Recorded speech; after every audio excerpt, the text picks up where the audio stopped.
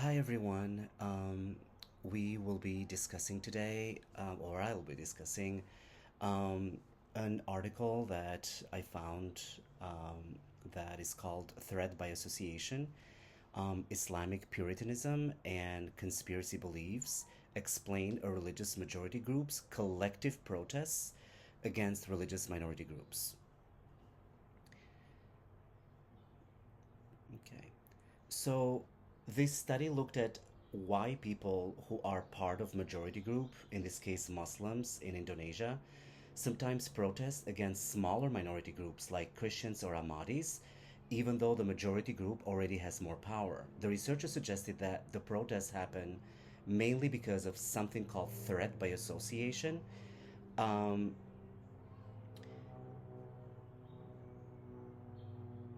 And then many Muslims believe that minority groups were linked to the West, like the US or Europe, which they thought threatened the survival of Islam's everywhere. Even if minorities were peaceful, the fear that they were connected to Western enemies made the majority group feel uneasy and defensive. They also looked at two important factors: Islamic Puritanism, um, which some Muslims believe Islam should stay pure without outside influences, and this strict view made them less accepting of other religions. And then conspiracy beliefs. Many thought the West was secretly plotting against Islam, and then religious minorities inside Indonesia were somehow helping them.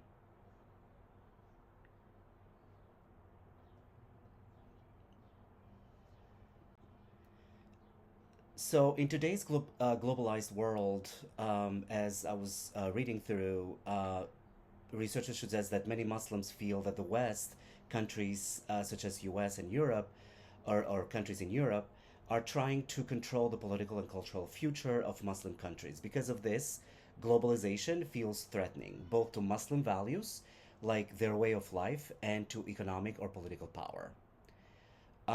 This study looks at how this feeling of threat, basically, like if we delve more into, even though they come from distant international forces, can cause Muslims inside their own country, like Indonesia in this case, to protest against religious minorities, such as Christian and Ahmadis living among them. They also look at the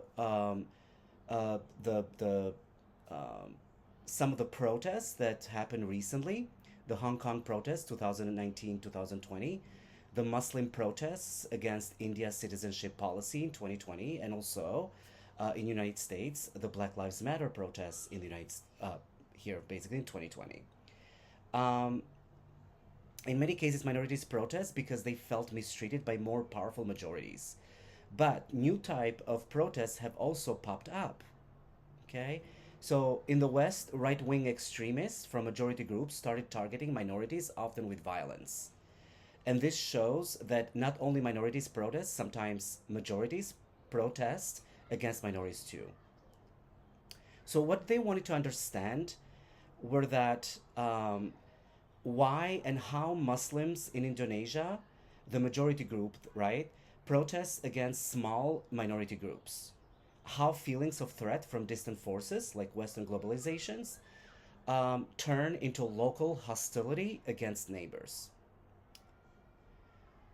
Some of the main ideas that they were unfolding were that threat by association and strict Islamic beliefs, Puritanism, make people more likely to protest against minorities.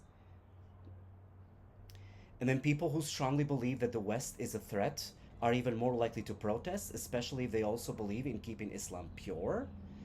And of course, there's conspiracy beliefs here, like such as the West is plotting against Muslims, and that would make these feelings even stronger, leading to more protests and hostile actions. And also, um, other main idea was that supporting collective protests leads to more religious intolerance toward non-Muslims nearby.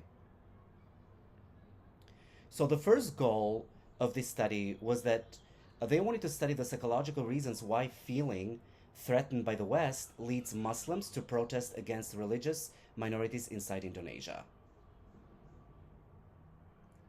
And then the second goal is to study what happens after protests, specifically how protests lead to more intolerance and hostile behavior toward minority groups.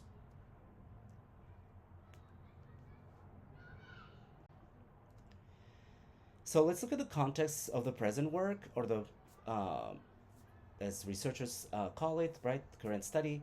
Indonesia has the world's largest Muslim population. Just a little bit of context here. Indonesia has the world's largest Muslim population, with around 87% of its 255 million people being Muslim, and about 10% being Christian. The rest, they do have other communities, Hinduism, Buddhism, or Hinduists, Buddhists, Confucianists, and other believers. Indonesia used to be a Dutch colony for 300 years, where both Muslim and non Muslims suffered under the foreign rule. This history of oppression made Indonesians, especially Muslims, very sensitive to outside inference. After independence in 1945, Indonesia created Pancasila, a national ideology promoting religious tolerance, not Islamic law, though. Okay, and then non-Muslim leaders helped shape Pancasila to protect minority groups from being forced to live under Islamic law. Even though Muslims are the majority and dominant national politics, every president has been Muslim. Some Muslims still express anger toward religious minorities, right, and are being represented. Um, and then there's modern Muslim protests against minorities, protesting changes to the constitution to stop non-Muslims from being political leaders, protecting Ahmadi Muslims, which is a sect considered heretical uh, by many mainstream Muslims, and also protesting Christians, including resisting the building of new churches. These protests often mix religious fears, political power struggles, and hostility toward anything seen as Western. Okay. So Muslims in Indonesia see themselves as the group, and the in as the in group, and non-Muslim as the out group. So the West, even though it's distant, right, is seen as a threat to Muslim identity because of a history of colonization and current global tensions, wars, criticism of Islam, right, that's happening. And then conspiracy beliefs, like thinking the West is secretly trying to harm Muslims, make protests as intolerance against local minorities even stronger. So even though Muslims hold most of the power in Indonesia, feeling of the threat from Western influences, Western influence and strict religious beliefs drive some Muslims to protest against and reject religious minorities inside their own community or country. Sorry. Okay. Let's look at threat by association. Okay. What is it? Well, it's when people feel threatened not by a direct enemy, but by outside groups they hear about, even if they don't interact with them personally. In this study, Indonesian Muslims feel threatened by the West, such as US and Europe, not necessarily by local non-Muslim minorities. So the threat is external, from outside the country, and indirect, not from personal experience, right? So people learn about these threats through history, media, and stories in schools and books. And there are two types of threats. There's a realistic threat, okay, which is the fear that the West will harm their economy, power, or physical safety, and then symbolic threat, which is the fear that the West will damage their values, religion, or culture. Well, this matters, right, for protests. Even though in the West is far away, fear about the West spills over onto this local non-Muslim minorities. Muslims start to see local non-Muslim as representatives of the threatening West. Okay, and this leads to negative attitudes and support for protests against non-Muslims in Indonesia.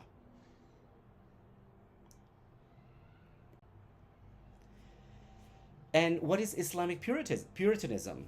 it is a movement, right? Islamic Puritanism is a movement that calls for Muslims to strictly follow only the Quran and Hadith, which is Islam's central text, and to remove outside cultural influences.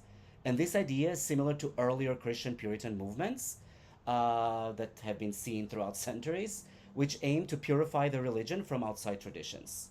In Islam, this strict version was first popularized by Wahhabism in Saudi Arabia in the 1700s. Wahhabism seeks a pure Islam and rejects local customs and traditions, calling them corruptions. Okay, so Islamic Puritanism in Indonesia appeared as early as 1803. They grew stronger in the early 1900s, but were forced underground during government oppression between 1966 and 1998. Then after 1998, Indonesia's Reformation era, Puritan movements re-emerged and became more visible and organized. Today, these movements are a concern because they often reject religious tolerance and push for Islamic law, Sharia law, over Indonesia's inclusive national ideology, which is Pancasila, as I was saying earlier.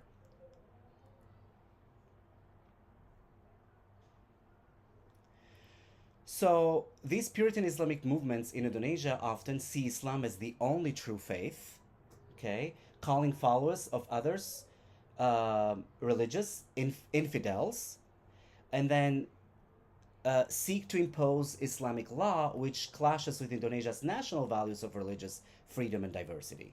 So this strict anti-pluralist view leads to negative attitudes toward non-Muslim minorities and support for collective protests against them. Okay? So then this framing theory suggests that when people are taught to see outsiders as outgroups, as global threats, it simplifies their view, such that they would say they threaten our religion or they must be stopped. Right? This emotional shortcut can make people more hostile, especially those who already favor strict authority and dominance.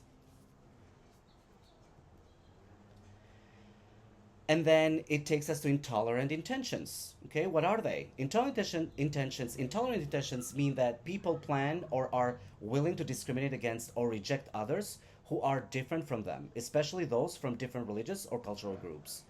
And in this study, intolerant intentions were about Muslims supporting actions against religious minorities in Indonesia. So, according to psychology, previous research, attitudes, how you feel, can turn into intentions, what you are willing to do. If someone supports protests against religious minorities, they are more likely to eventually support actions that discriminate against them too. So, in simple terms, it's this idea: if I support protesting against you, um, I might later support unfair treatment against you. Okay? So, Islamic Puritanism, like strict, pure interpretation of Islam, encourages rigid and closed minded thinking. Puritan Islamic movements often want to remove outside influences, including other versions of Islam and other religions entirely. This strict mindset can lead Muslims who follow Puritan beliefs to become less tolerant or other faiths and practices of other faiths and practices. So support for protest isn't harmless, it can grow into support for actual discrimination. And strict religious beliefs make this intolerance even stronger. And we have the mediating role, the conspiracy belief that is playing the mediating role in here. Okay? What are conspiracy beliefs? Well, conspiracy beliefs happen when people think that another group is secretly plotting to harm them. In this study, the concern is that Muslims in Indonesia believe that Western countries are secretly trying to destroy them. And protesting allows people to express their fears and anger about these threats. When Muslims believe that the West is plotting against them, they are more likely to protest, even if the local religious minorities like Christian or Ahmadis had nothing to do with it. In other words, anger at a distant group, the West, gets redirected toward nearby minorities. So What are some examples of conspiracy belief? Well, war against Islam, okay, the narrative. Some radicals claim that non-Muslim and Western powers secretly collaborate to weaken or erase Islam. And some other like specific Indonesian examples, since we're in the context of the study. For example, accusing Western countries of supporting terrorism in Indonesia, or believing the British secretly back up Ahmadis to divide Muslims. And there is a connection to Islamic Puritanism here, because people who believe in a pure, strict form of Islam um, are more likely to believe in these conspiracy theories, and then this distrust leads them to support protests against local religious minorities. So, feeling threatened by the West, uh, basically associated with believing in the Western conspiracies, and then therefore supporting protests against local non-Muslims. So, in this frame here, Western conspiracies or the conspiracy belief are the mediation. Okay, so feeling threatened by the West is highly correlated with supporting protests against local, or predicts supporting protests against local non-Muslim through believing in Western conspiracies. So this chain thinking is called attitude generalization, is that hostility toward one group that spills over onto other groups, which the researchers were looking at in these local minorities.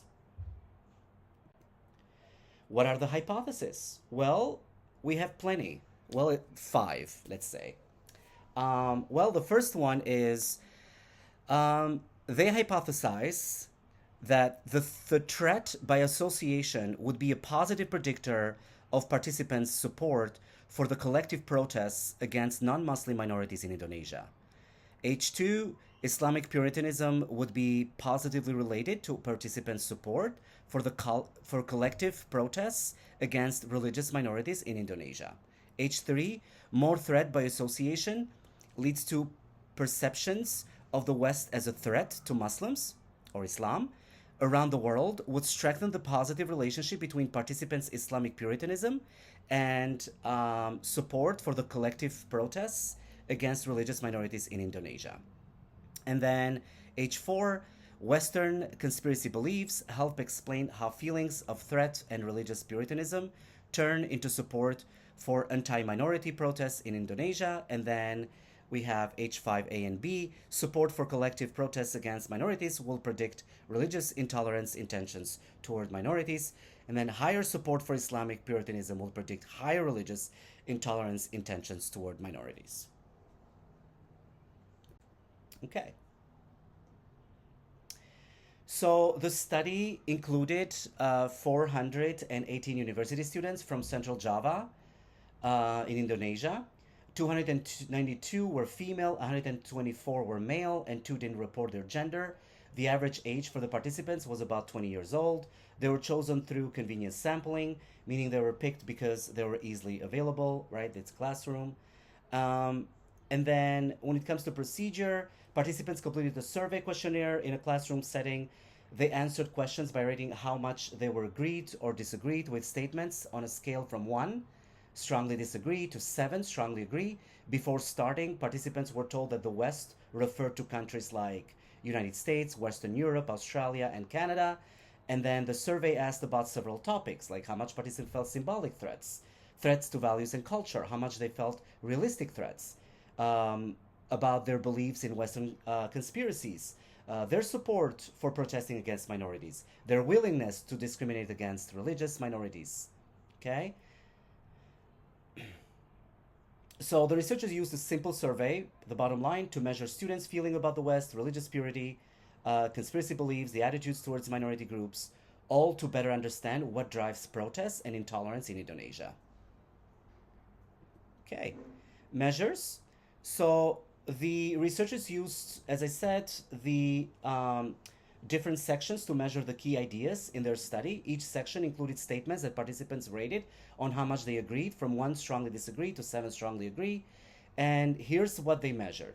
They measured symbolic threat, okay, which measures fear that Western values like culture or way of life could threaten Muslim identity. Example, an item Example is that I am very concerned about the Western way of life across the globe not being in line with the Muslim way of life.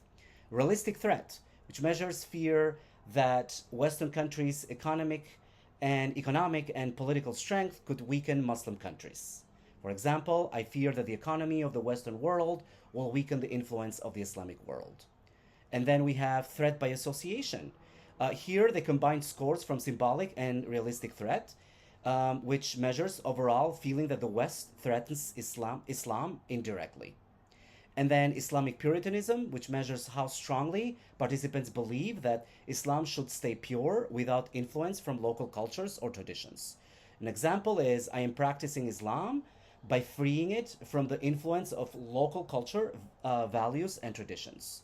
And then Western conspiracy beliefs, which measures believe that Western countries are secretly plotting against Islam. An example is I believe that the West has secretly collaborated to undermine the existence of Islamic world.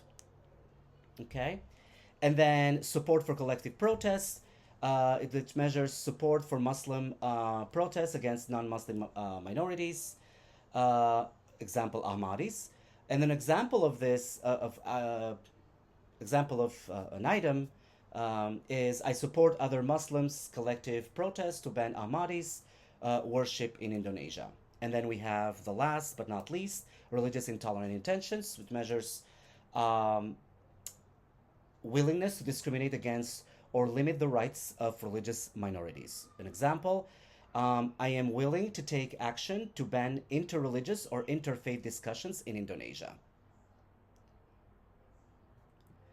Let's look at the results. Here we see that the strongest correlation was between support for collective protests and religious intolerant intentions, and then the weakest correlations were between threat by association and religious intolerant intentions, as well as between Western conspiracy beliefs and religious intolerant intentions.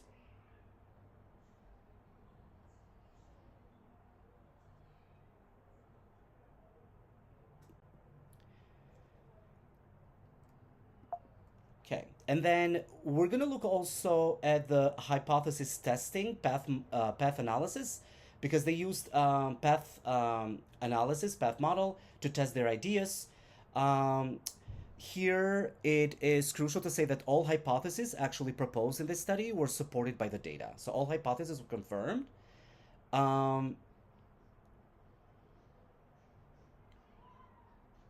So in here, in this figure, in this path analysis, in this figure, it shows that how different beliefs and feelings push people toward protests and intolerance, such that feeling threatened by the West, right, this threat by association here, increases belief in Western conspiracies, such that the West wants to harm Islam, and then also directly increases support for collective protests. Also, strict religious beliefs, such as Islamic Puritanism here, increases conspiracy beliefs, which also increases support for protests, and also increases support for protests. And then believing in Western conspiracies directly boosts support for collective protests, supporting collective protests. Supporting collective protests leads to stronger intentions to act intolerantly toward religious minorities. Both threat by association and Islamic Puritanism together make the protest support even stronger when combined.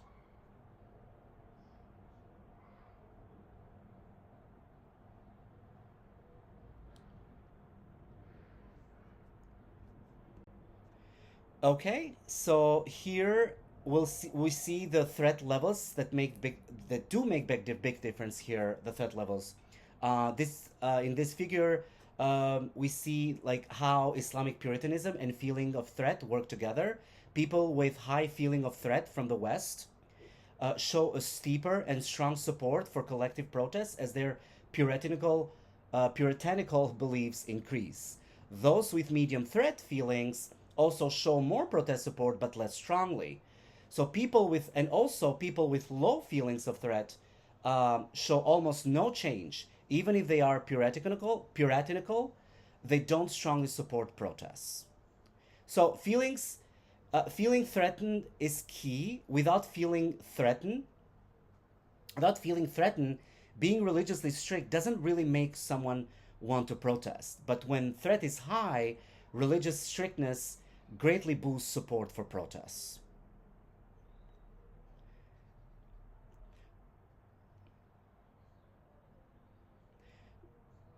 So the researchers wanted to make sure that their main model, how threat by association, Islamic Puritanism lead to protests and intolerance, was really the best explanation for the data. So they compared it against two other possible models based on different ideas from past research. So alternative models that they got the idea is that people who strongly identify with Islam might be more likely to feel threatened by outside groups like the West. So they ran a version where Islamic Puritanism leads to feeling threatened by the West, but this alternative model fit the data worse than their original model. And then the second model, alternative model, um, their idea was that the threats from the West might radicalize Muslims, pushing them toward extreme Puritanism. They tested if feeling threatened causes more extreme religious beliefs. However, though, again, this model fit the data worse and the original model than the original model. Okay. So they discussed here their findings overall. The researchers looked at why Muslims in Indonesia might support protests against local non-Muslim groups. They found that when Muslims believe the West is threatening Islam, it influences them to see local religious minorities in Indonesia negatively. This belief makes it more likely that they will support protests against these minorities. So, an important finding was that two things: feeling threatened by the West and strong religious beliefs, such as Islamic Puritanism, combined to predict who would support collective protests. The link between these two factors and protest behavior was stronger for those who believed in Western conspiracy theories, like thinking the West secretly tries to harm Islam. Another big idea was that viewing the West as a general enemy made it easier for Indonesians to also view local non-Muslim negatively, even if they were not directly linked to the West. This effect explains how anger at a distant group, the West, can turn into anger at local minority groups. So the researchers also found that Islamic Puritanism, a strict pure interpretation of Islam, made people more likely to join protests. This shows that individual differences matter. People who are very strict or ideologically are more likely to protest. Or ideological are more likely to protest. Finally, the belief in Western conspiracy theories acted like a bridge. It helped connect feeling the threat from the West and religious strictness to actual support for protests. There are limitations in this study. Um, so they assume that past global conflicts like 9/11, wars in Iraq and Afghanistan created long-term feelings of threat that influence protest behavior today, but they didn't directly test this. They suggest future research should activate these memories, for example, by reminding participants of past events to see if it increases feelings of threat and protest behavior. Another limitation is that people who believe in one conspiracy theory tend to believe others too. Future work could explore whether believing in Western threat also increases belief in other conspiracy theories, like the West supporting minority groups to destabilize Indonesia. The study was not an experiment. It was based on surveys, so they can't basically claim cause and effect. Future studies should use experiments to test if feelings threaten really causes people to protest. The sample was mostly students from Indonesia, so future research should use more diverse groups to see if the findings apply more broadly. And then I have these three questions. The very first one, how can distant political threats like fears about the West influence people's behavior toward local minority groups who are not directly involved?